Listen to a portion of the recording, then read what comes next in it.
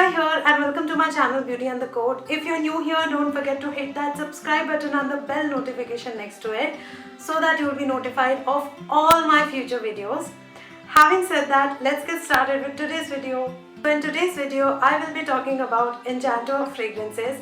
Now I have the entire range of their EDTs and their Deo sprays. So if you guys know me and if you guys have been following me for a while now, you must be aware that I love collecting perfumes and I am a huge perfume hoarder. So definitely I had to get all the variants of it to try. So in case you're not aware of the brand Enchantor itself, it's basically a Malaysian brand which is like humongously famous for creating wide range of French inspired fragrances, and all of their products are heavily perfumed. So if you are someone who does not like very strong fragrances, then definitely do not opt for Enchantor. If you are someone like me who loves strong fragrances and medium to strong fragrances, then definitely Enchantor is the brand to go for. Now coming to their EDTs, that is the Eau de Toilette range for the Enchantor, they come in 4 variants: romantic, alluring, enticing and charming. So all of these have like one ingredient common in them and one fragrance that is common in them, and that is rose. Now similar relevant body sprays are also available with the exactly same variants and the exactly fragrance type. Now coming to the packaging, these come in this cardboard box like this, which has the product details mentioned on it, and they have this specific roses mentioned on it. Like these are the red roses, which is the enticing variant. Similarly, yellow roses for charming variant, alluring comes with purple roses, and romantic variant comes with pink roses. All the product details are mentioned on the cardboard box and none of the details are mentioned on the actual perfume itself. Only the name of the brand and the name of the variant type is mentioned on the bottle itself. Now this is how pretty the packaging is. Like, I am an absolute fan of this perfume. It comes in a beautiful raindrop shaped glass bottle and it has an acrylic rose carved top on it, and the spray works just amazing. Like, it's so simple to use. The spray mechanism works awesome. These look so delicate and pretty on the vanity. Like, literally, even if the perfume gets over, I do not really plan to throw these bottles away because they really look so pretty.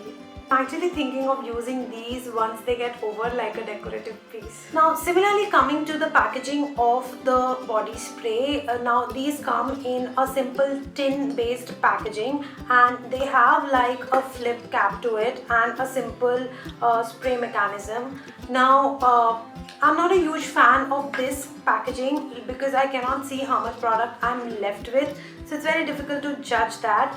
And this one is not something like concentrated body mist which are coming these days. This is like a simple gas body spray. Like, I'm going to spray it and show it to you guys.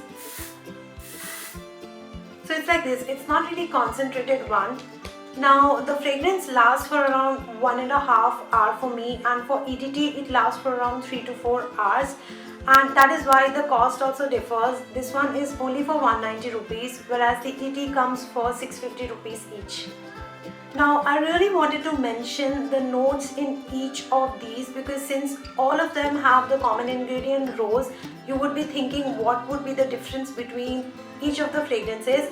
But trust me you guys, none of these fragrances smell like exact fresh roses. Each of the perfume has only hint of rose to it, and the fragrance is overall dominated by all the other ingredients and notes present in it. So I'm going to start off with the notes of my personal favorite variant, which is the alluring one.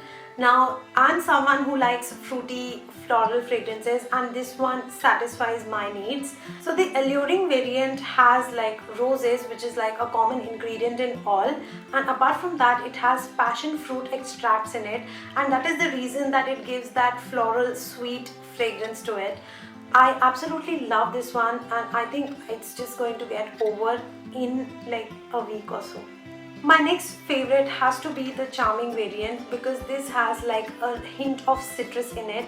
Now it's a very fresh sort of a rosy fragrance, and it's a very different fragrance. Like it's not exactly citrusy and it's not exactly floral, it's somewhere in between. So the notes present in the Charming variant is obviously rose, hint of mugget, and it has a pinch of citrus. Now next up is the variant Enticing. Now this is also a very different fragrance because of the kind of other notes that are present in this. Now the Enticing variant has rose, magnolia, freesia and a hint of bergamot in it. Now since these notes are a little difficult to understand, I'm just going to sniff this one and explain how I feel the fragrance is.